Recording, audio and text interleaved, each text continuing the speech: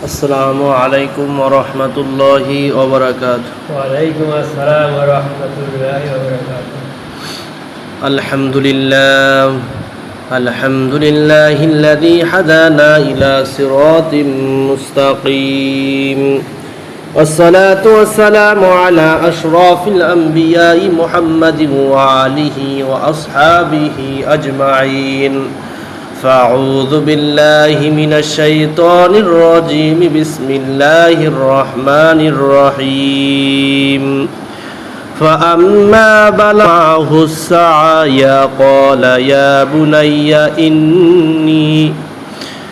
إني أرى في منامي أني أذبحك فانظر ماذا ترى. قال يا أبت افعل ما تؤمر ستجدني إن شاء الله من الصابرين. صدق الله العظيم. মহান আল্লাহ তাআলার নিকট লাখ কোটি শুকরিয়া জ্ঞাপন করি এর জন্য। মহান আল্লাহ তাআলা রব্বুল আলামিন আমাকে আপনাকে পবিত্র ঘরে এসে সবাইকে একত্রিত হওয়ার মতো তৌফিক দান। সবাই আলহামদুলিল্লাহ। আরও লাখ কোটি শুকরিয়া জ্ঞাপন করি এর জন্য। মহান আল্লাহ তাআলা রব্বুল আলামিন আমাকে আপনাকে দুনিয়ার জরুরি সকল কাজকর্ম ফেলে মসজিদে এসে আল্লাহর কোরআনের তালিম শোনার মতো তৌফিক দান। সবাই আলহামদুলিল্লাহ। সম্মানিত হাজিরিন, বর্তমান আরবি মাসের এখন চলতেছে জিলহজ মাস। জিলহজ মাসে সাধারণত এই হজের তারিখে আল্লাহর নামে কোরবানি করা হয়। কোরবানি শব্দের অর্থ হচ্ছে ত্যাগ করা। কি করা? ত্যাগ করা, মানে আপনার যে প্রিয় বস্তু আছে সেইটা আল্লাহর রাস্তায় ব্যয় করে দেওয়া। এসব মহান আল্লাহ রব্বুল আলামিন সূরাতুল কাউসার বলেছিলেন, ইন্না আ'তাইনাকাল কাউসার, নিশ্চয়ই আমি আপনাকে কাউসার দান করেছি। কি দান করেছি? কাউসার দান করেছি। এবং পরবর্তী আয়াতে বলতেছেন যে ফাসাল্লি লিরাব্বিকা ওয়ানহার, এবং আপনি কি করেন? আপনি নামাজ পড়েন এবং কোরবানি করেন। কি করেন? কোরবানি করেন। তাহলে তুমি তোমার প্রতিপালকের উদ্দেশ্যে কি করো? সালাত আদায় করো এবং কোরবানি করো। এ দ্বারা আল্লাহ তাআলা কোরবানির একটি গুরুত্বপূর্ণ ইবাদত সেইটা বোঝাতে চেয়েছে। শুধু এ জায়গায় শুধু আল্লাহ তাআলা বলে না, সূরা হজেও আল্লাহ তাআলা বলেছেন, লান ইয়ানালাল্লাহা লাহমুহা ওয়ালা দিমাউহা ওয়ালাকিন ইয়ানালুহা তাকওয়া মিনকুম। আল্লাহর কাছে পৌঁছায় না এগুলোর গোশত কিংবা রক্ত, বরং পৌঁছায় তোমাদের তাকওয়া। কি পৌঁছায়? তাকওয়া। তোমরা যে কোরবানি দাও এতে যে তোমাদের গোশত রক্ত এগুলো কোনো কিছুই আল্লাহর কাছে পৌঁছায় না, পৌঁছায় হচ্ছে তোমার তাকওয়া। তুমি কি বিশ্বাসে কি নিয়াতে তুমি কি আল্লাহর রাস্তায় পশুকে জবেহ করলা, সেইটা আল্লাহর কাছে পৌঁছায়। আমি প্রত্যেক উম্মতের জন্য কুরবানির বিধান নির্ধারণ করেছি। এখন প্রত্যেক উম্মতের জন্য কোরবানির বিধান নির্ধারণ করেছি। এখন কোরবানির বিধান কি? কোরবানির বিধান হচ্ছে, যদি কারো কাছে 10, 11 এবং 12 এই তারিখের মধ্যে যদি 7.5 তলা স্বর্ণ, 52 তলা রৌপ্য পরিমাণ যদি কারো কাছে সম্পদ থেকে থাকে, তার উপর কোরবানি করা কি? ওয়াজিব। তার উপর কোরবানি করা ওয়াজিব। এখন আসি যে কোরবানিটা কোথা থেকে আসলো, কোরবানির ইতিহাস কি? কোরবানির ইতিহাস হচ্ছে হযরত ইসমাইল আলাইহিস সালাম, ইসমাইলকে যখন ইব্রাহিম সালাম কি করছিল? কোরবানি দিছিল।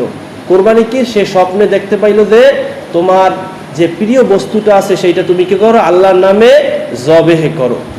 এই জবেহ করা সে স্বপ্নের ভিতরে মূলত দেখছে যে তার সন্তানকে সোয়াইয়া ছুরি চালানো অবস্থায় দেখছে। সে এমনভাবে দেখে না যে ছুরি একবার চালাইয়া দিছে, এমন না, ছুরি চালানো অবস্থায় দেখছে। এখন এই স্বপ্নে দেখা, নবীদের স্বপ্ন 100% সঠিক থাকে। 100% কি থাকে? সঠিক থাকে। কিন্তু আমি আপনি যে স্বপ্নগুলো দেখি সেগুলো কি? মানুষ তিন ধরনের স্বপ্ন দেখে। কয় ধরনের স্বপ্ন দেখে? তিন ধরনের স্বপ্ন দেখে। এক ধরনের স্বপ্ন দেখে হচ্ছে সারা দিনে যে কাজবাজ করে, চিন্তা ভাবনা করে, সেইটা স্বপ্ন দেখে। এবং দুই নম্বরে সে দেখে আর একটা স্বপ্ন আছে শয়তানি স্বপ্ন। তো শয়তানি স্বপ্নটা কি? যে শয়তান আপনাকে পথভ্রষ্ট করার জন্য যে স্বপ্নটা দেখা, সেটা হচ্ছে শয়তানি স্বপ্ন। যেখানে আপনি স্বপ্ন দেখার পর ভয় পান এবং পথভ্রষ্ট হন। আপনি স্বপ্নে দেখতে পাইতেছেন যে আপনাকে বলতেছে তুমি অমুক যে মাজারে একটা ছাগল দান করো, তাহলে তুমি ধনবান হইতে পারবা।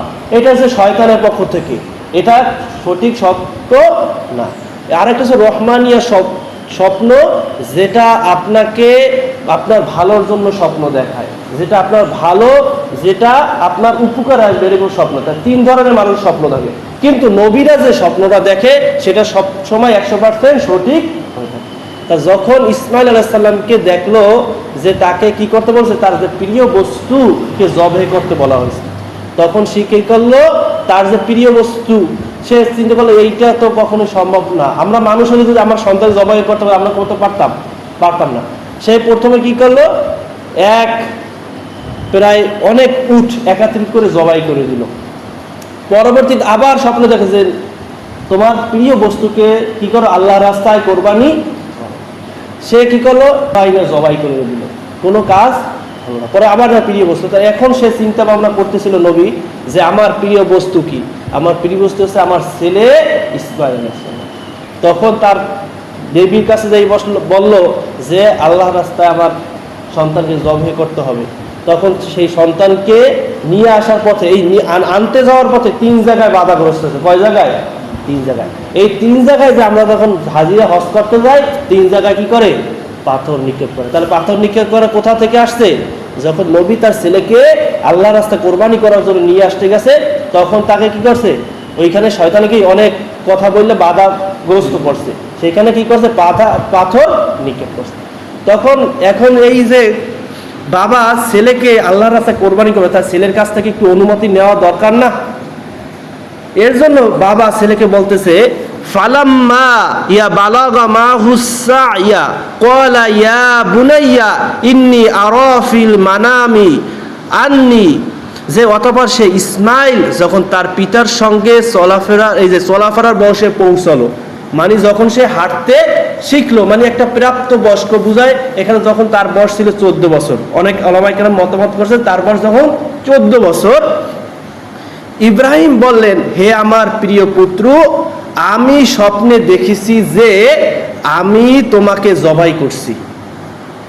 ছেলেকেই বলতেছে যে আমি স্বপ্নে দেখছি যে তোমাকে আমি কি করতেছি, জবে করতেছি। এখন তোমার মতামত কি? হে আমার পুত্র, তোমার মতামত কি? তখন সে বলল যে আমার পিতা আপনাকে যা আদেশ করা হয়েছে তাই করুন। সেই ছেলে বলতেছে কি, আপনাকে যা আদেশ করা হয়েছে তাই করুন, ইনশাআল্লাহ আপনি আমাকে ধৈর্যশীলদের অন্তর্ভুক্ত পাবেন। মানে ছেলেকে যখন এই কথা বলছে, ছেলেও কি রাজি হয়ে গেছে, সম্মতি দিচ্ছেন। কিন্তু মূলত আল্লাহ তাআলা তাদের কি দেখতে চাইছেন, তাকওয়া দেখার জন্য। তার মূলত তাকে জবাই করার উদ্দেশ্য, তার তাকওয়া, তার বিশ্বাস, তার নিয়তকে দেখার জন্য, পরীক্ষা করার জন্য আল্লাহ এই স্বপ্নটা দেখাইছে তাকে। বর্তমানে ফালাম্মা সালামা অতঃপর যখন উভয়ে আত্মসমর্পণ করলো, মানে দুজনে রাজি হয়ে গেছে, আল্লাহকে আত্মসমর্পণ, আল্লাহ আদেশ করছে আমরা মানতে হবে, ছেলে কইছে আমাকে জবাই করে আমাকে ধৈর্যশীল অবস্থায় পাবেন। এবং ইব্রাহিম তাকে কপালের উপর শোয়াই দিলেন, মানে শোয়াইয়া রাখলেন। তখন আমি ডাকলাম, হে ইব্রাহিম, তুমি তো স্বপ্নকে সত্যে পরিণত করেছো। হে ইব্রাহিম, তোমাকে আমি যে স্বপ্ন দেখাইছি সেটাতে তুমি সব পরিপূর্ণ করেছো। এভাবেই আমি সৎকর্মশীলদেরকে প্রতিদান দিয়ে থাকি, মানে আমি এই সৎকর্ম যারা করে তাদেরকে আমি কি করি, পরীক্ষা করে থাকি। এটা হচ্ছে তোমাদের কি ছিল, পরীক্ষা। যখন ইসমাইলকে শোয়াইয়া রাখলেন, শোয়াই অবস্থা যখন ছুরি চালাইতেছিলেন, তখন আল্লাহ তাআলা পক্ষে জিবরাইল আলাইহিস সালামের মাধ্যমে একটা বুম বাইনা নিচে শোয়াই দিয়েছে। শোয়াই দেওয়ার পরে সেইটাইকে আল্লাহু আকবার জবাই দিয়েছে। আর এটাকে ইসমাইলকে কি হয়েছে, আল্লাহ তাআলা সরাই নিয়ে গেছেন। যে কোরবানিটা দিল, এখান থেকে আমাদের কোরবানি আসছে। আর আমাদের কোরবানি যেটা, সেটা হচ্ছে কি, আমাদের ইব্রাহিম আলাইহিস সালামের সুন্নাহ আমরা পালন করি, সেটা হচ্ছে কার উদ্দেশ্যে? আল্লাহ তাআলার উদ্দেশ্যে জবাই করা। আমরা কি করি? কোরবানির সময় আইসে বলে, হুজুর জবাই করেন আমার বাবার নামে, আমার মার নামে, বললে এখন জবাই করেন বাবার নামে, মার নামে, দাদার নামে, কারো নামে কোরবানি হয় না। কোরবানি হয় একমাত্র কার নামে? আল্লাহর নামে। কার নামে কোরবানি হবে? আল্লাহ। বাবার নামে, মার নামে কোরবানি হয় না। আপনি নিয়ত থাকবে যে মায়ের উসিলে আমি কোরবানি করলাম, কিন্তু কোরবানি হবে কার উদ্দেশ্যে? একমাত্র আল্লাহ তাআলার উদ্দেশ্যে কোরবানি হবে।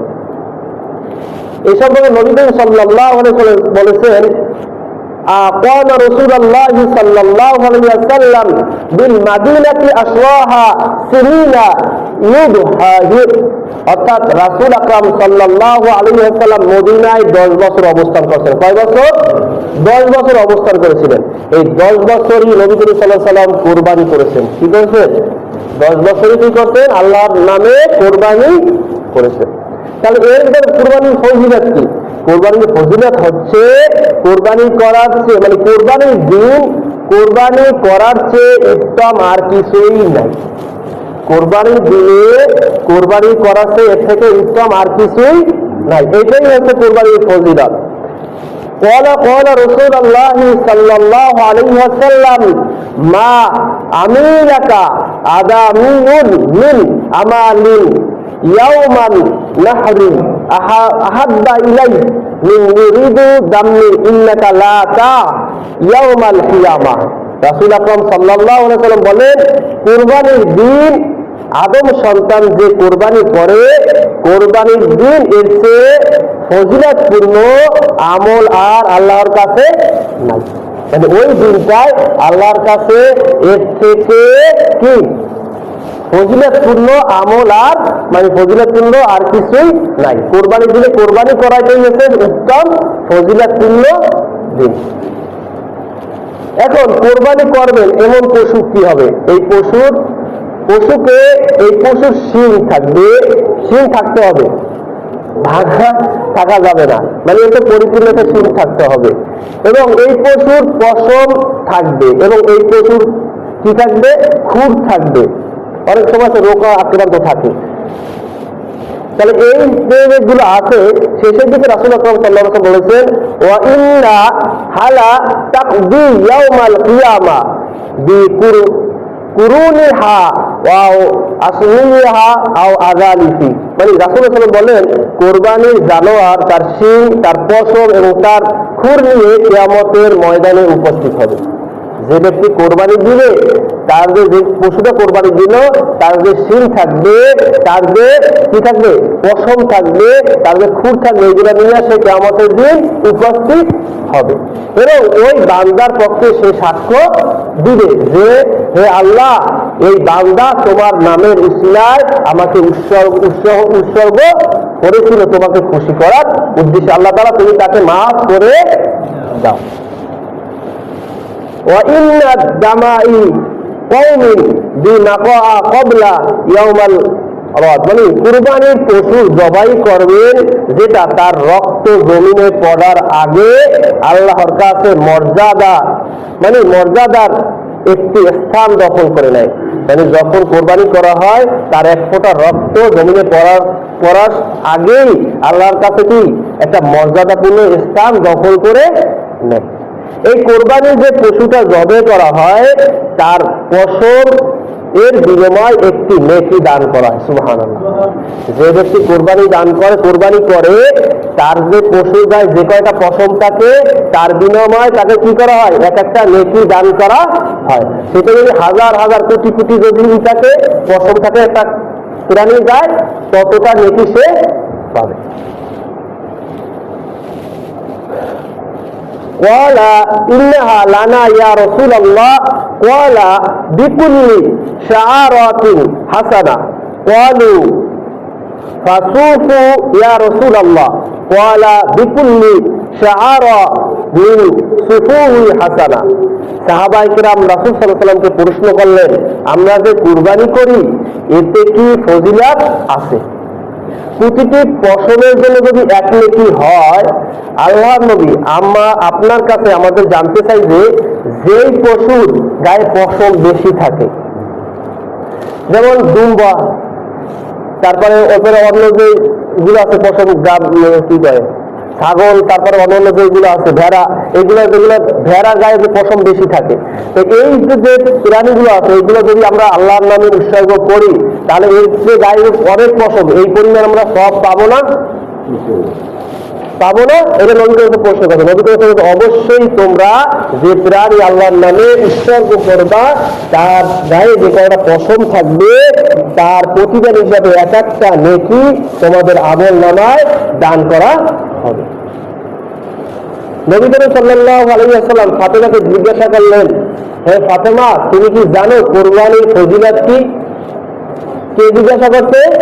নবী করিম সাল্লাল্লাহু আলাইহি ওয়াসাল্লাম। তার কাকে জিজ্ঞাসা? তার মেয়েকে জিজ্ঞাসা করছে, মা ফাতেমা, তুমি কি জানো যে কুরবানির ফজিলত কি? ফাইন্না লাকি বিআওয়ালিন কদরাতিন তাকতুলু মিনান নার। রাসূল আকরাম সাল্লাল্লাহু আলাইহি ওয়াসাল্লাম বলেন, কুরবানির পশু প্রথম রক্তের ফোঁটা পড়ার আগেই তোমার আগের যত গুনাহ হয়েছে তা সকল মাফ করে দেওয়া হয়। মানে যে ব্যক্তি কোরবানি করে তার কোরবানির পশু জবাই করার পর একটা রক্তের ফোঁটা মাটিতে পড়ার আগেই তার পিছনে যত গুনাহ আছে সেগুলো আল্লাহ তাআলা মাফ করে দেন। সুবহানাল্লাহি ওয়া বিহামদিহি সুবহানাল্লাহিল আযীম। রাসূল আকরাম সাল্লাল্লাহু আলাইহি ওয়াসাল্লাম সাহাবা যায়েদ আকামা রাদিয়াল্লাহু বর্ণনা করেন, তিনি বলেন, ক্বালা রাসূলুল্লাহি সাল্লাল্লাহু আলাইহি ওয়াসাল্লাম বিকুল্লি কদরাতিন হাসানা।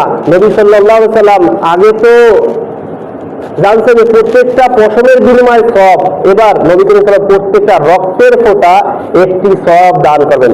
মানে সুবহানাল্লাহ, মানে প্রতিটা রক্তের ফোঁটা, যে কয় ফোঁটা রক্ত পড়বে সেই কয় ফোঁটা রক্তের বিনিময়ে আল্লাহ তাআলা তাকে সওয়াব দান করবে। এর আগে কাছে যে পশম, যে কয়টা পশম থাকবে সেই কয়টার বিনিময়ে এক একটা করে নেকি দান করবে। এবার বলছে যে এই আগের হাদিসে বলছে যে যদি এক ফোঁটা রক্ত পড়ার আগেই তার জীবনের যত গুনাহ আছে সবগুলো মাফ করে দেওয়া হয়, এবং যত ফোঁটা রক্ত পড়বে তার বিনিময়ে আল্লাহ তাআলা রব্বুল আলামিন তার আমল নামায় সেই পরিমাণ সওয়াব দান করবেন। সুবহানাল্লাহি আমদি সুবহানাল্লাহিল আযীম।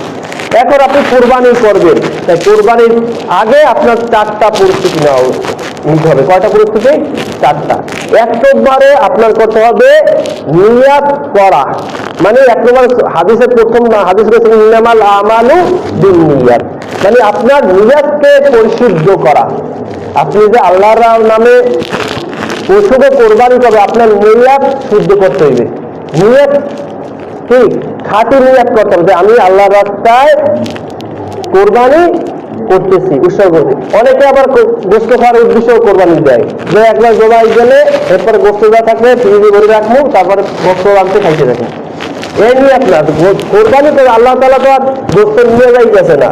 আপনি মূলত কোরবানিকে দেওয়া হচ্ছে আপনার তাকওয়া কি, আপনার বিশ্বাস কি, আপনার আল্লাহ তাআলা কতটা ভালোবাসে এটা বোঝার উদ্দেশ্যে আপনার এই কোরবানি করা। প্রথমে আপনার কাজ করতে হবে কি? নিয়াত পরিশুদ্ধ করা। দুই নম্বরে হালাল টাকায় কোরবানি করা। হালাল টাকায়, যেটা আপনার মাথার ঘাম পায়ে হালাইয়া কাজ করিয়া টাকা জমাইয়া এই যে কোরবানি দিবেন, সেইটা হচ্ছে পরিশুদ্ধ টাকা, মানে কষ্টের বিনিময়ে হালাল টাকা। অনেক রকমের আমরা টাকা ইনকাম করি, এইগুলো মিশ্রিত ওইয়ার মধ্যে একটা টাকাও যদি মিশ্রিত তাহলে আপনার কোরবানি আর হবে না। তাহলে আপনার আগে নিশ্চিত হতে হবে যে আপনার টাকায় কোনো ভেজাল নাই, হালাল টাকা দ্বারা কোরবানি করা। তিন নম্বরে আছে শরীয়ত মোতাবেক কোরবানি করা। যে শরীয়ত মোতাবেক কোরবানির সময় পশুকে যে দিক ফিরাইতে হবে সেই সোয়াইয়া আল্লাহর নামে আল্লাহু আকবার বলে জবাই করা। 4 নম্বর, কোরবানি যখন করার কাউকে দেখানোর জন্য করব না। কোরবানি যে করবো মানুষকে দেখানোর উদ্দেশ্যে কোরবানি করব না। অনেকে আসলে বাজার থেকে যাইয়া সব থেকে বেশি দামের যে কোরবানিটা গরুটা আছে এইটা কিনে নিয়ে আর মানুষ যাই পয়সায় কিনছেন ওই দিকে এত হাজার টাকা সব থেকে এত যে মন করতে হইবে। তাহলে মূল উদ্দেশ্য হিসেবে তার মানুষকে দেখানো যে আমি কোরবানির মাঠে সব থেকে বড় করে গরুটা কিনে নিয়ে আসছি, এটার এত দাম, এত করে বেচতে হইবে। তাহলে তার নিয়াতের মধ্যে কি পরিশুদ্ধতা নাই। তার কি করা উচিত ছিল যে আল্লাহ তাআলা নামে কোরবানি হবে, যে পশুটা নিয়ে আসবে সেই কোরবানি থেকে আপনি 10,000, আপনার সময় 10,000 বা 15,000 বা 5,000 টাকা দিয়েও কোরবানি করা যায়, কিন্তু আপনার নিয়ত কি হতে হবে? পরিশুদ্ধ করতে হবে, লোক দেখানো কোরবানি করা যাবে না। তাহলে এই 4টা জিনিস যে কোরবানি করবে তাকে কি করা? খেয়াল রাখা। এখন কোরবানি কার উপর ওয়াজিব?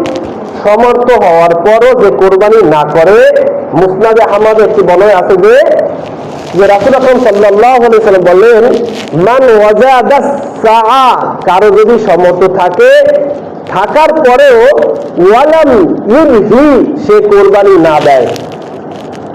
একজনের সমাজের মধ্যে একজনের কোরবানি দেওয়ার সমর্থ আছে, যদি সে কোরবানি না দেয়, ফালা ইয়াকরাবান্নাল মুসাল্লা, সে যেন ঈদগাহে না আসে। আল্লাহর নামে তার কোরবানি দেওয়ার সমর্থ আছে, কিন্তু সে কোরবানি দেয় না, সেজন্য ঈদগাহে না আসে। এখন হচ্ছেন কোরবানি কার উপর ওয়াজিব? কোরবানি কার উপর ওয়াজিব? প্রাপ্তবয়স্ক সুস্থ মস্তিষ্ক সম্পর্ক ব্যক্তি, বুঝতে হবে ব্যাপারটা। প্রাপ্তবয়স্ক হইতে হবে এবং সুস্থ মস্তিষ্ক সম্পূর্ণ ব্যক্তি, সে যদি নিসাব পরিমাণ মালিক হয়, তার উপর কোরবানি করা কি? কোরবানি করা ওয়াজিব। সেটা কোন দিনে? জিলহজ মাসের 10, 11, 12 জিলহজ সূর্যাস্ত পর্যন্ত। স্বর্ণকে 7.5 তোলা স্বর্ণ, 52.5 তোলা রৌপ্য পরিমাণ সম্পত্তি যদি সে মালিক হয়, তার উপর কোরবানি করা ওয়াজিব।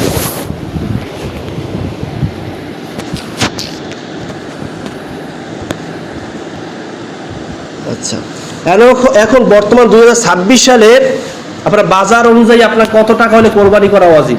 দেখি একটু যে রূপার বার এখন বর্তমানে চলে 17 জিলহজ 1447 খ্রিস্টাব্দে পাইকারি বাজার মূল্য অনুযায়ী কোরবানির নিসাব তথা 52.5 বড়ি। রূপা কতটুকু? 52.5 বড়ি রূপা, যা হচ্ছে 612.36 গ্রাম এর মূল্য। প্রতি বড়ি মূল্যের দাম 34,000 টাকা।